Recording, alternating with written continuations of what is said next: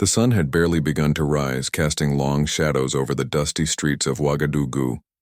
The air was thick with the scent of earth and the promise of heat. The city was waking up to the sound of roosters and the distant hum of market stalls being set up. Yet for Ibrahim Traoré, there was no comfort in the rhythm of daily life. For too long, the people of his nation had been left in the shadows, their history erased, their stories untold. A young man yet burdened by the weight of his country's struggle, Traoré spent his days in the library of a forgotten house, his own sanctuary, where the walls seemed to whisper of a past covered in layers of dust. His eyes traced the yellowing pages of books, maps, and old letters. These were his only companions now. He could feel the whispers of those who had come before him, those whose dreams had been stolen by the tides of time. He had read every account, every letter, every document about his country's history, but this map, it had eluded him. It wasn't just any map. It was the map that held the key to everything. Traoré wasn't the kind of man to be easily intimidated, but the weight of his nation's history seemed to anchor him in place. His heart, heavy with the knowledge of centuries of oppression, sought solace in the past. Yet, little did he know, his search would soon expose a truth far darker than he could have ever imagined. It was early one morning when Traoré's fingers brushed against the edges of a map tucked deep within a worn journal. The map was old, its edges frayed, the ink faded with time, but it was unlike anything he had ever seen. At first, it seemed like just another forgotten relic of the past, but as he studied it closely, something stirred within him. There was a subtle, almost imperceptible feeling of urgency, as if the map were speaking to him, urging him to uncover its hidden truths. As he unrolled it, Traoré's heart raced. The map was not only a geographical representation of their land, it was a map of secrets, of buried histories, of untold stories. The ink on the back of the map, faded but still legible, read, "This is not just a map, it is the truth, buried for 70 years. Find it, unveil it, expose it." The words seemed to pulse with a hidden energy, one that echoed across the generations. Ibrahim had spent his life searching for answers, but now, the answers seemed to be searching for him. The map was an enigma, a piece of history that had been hidden away, intentionally forgotten by those who had come before him. And in the silence of that room, filled only with the scent of old paper and dust, Traoré made a vow to uncover its secrets. What was the truth it held? What was the story it was trying to tell? He knew he could not rest until he found out. It was only a matter of hours before his closest friend Sadiq arrived at the house, his face lined with concern. Sadiq, a man whose loyalty to Traoré was unwavering, was the first to notice the intensity in his friend's eyes. Ibrahim had always been driven, but today, there was something different in his gaze. Something wild, something unyielding. "Ibrahim," Sadiq said, his voice quiet but laced with concern. "You've been at this for days. Are you sure you want to keep digging? Some truths. They're dangerous." But Ibrahim didn't hesitate. "I must, Sadiq," he replied, his voice low, but firm. "The truth has been buried for too long. It's time for us to unearth it." He handed Sadiq the map, his fingers trembling slightly as they passed it over.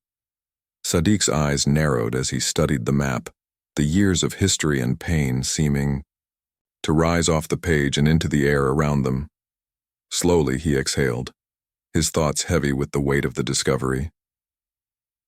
"This map," Sadiq murmured, almost as if speaking to himself. "It's not just about land, is it? It's about power. Who has held it, and who has been kept in the dark?" Sadiq's words struck Ibrahim harder than he expected. This map wasn't just a piece of paper. It was a weapon, a tool used by those in power to keep the people of Burkina Faso in ignorance, to erase their history and keep them from ever understanding the truth about their own land. The map was a symbol of everything that had been taken from them, their heritage, their identity, their sovereignty. The weight of the map, now held between their hands, was a burden that neither of them had expected, but it was a burden they both knew they had to carry. In the days that followed, the map led them to an old government building, a forgotten place on the outskirts of Ouagadougou. The building, once a symbol of power, was now abandoned, the windows shattered, the walls covered in dust. It was here, in this desolate place, that they would uncover the final piece of the puzzle. As Ibrahim and Sadiq entered the building, the air was thick with the smell of decay and neglect. The wooden floorboards creaked under their feet, and the silence in the air was almost suffocating. Ibrahim's heart pounded in his chest as he moved deeper into the building, his eyes scanning every corner for clues. He had the map, but it felt like something was missing, like there was still something they hadn't found yet. They made their way to a small room at the back of the building, where the map seemed to be pointing them. Ibrahim's hands shook as he reached for the door, unsure of what they would find on the other side.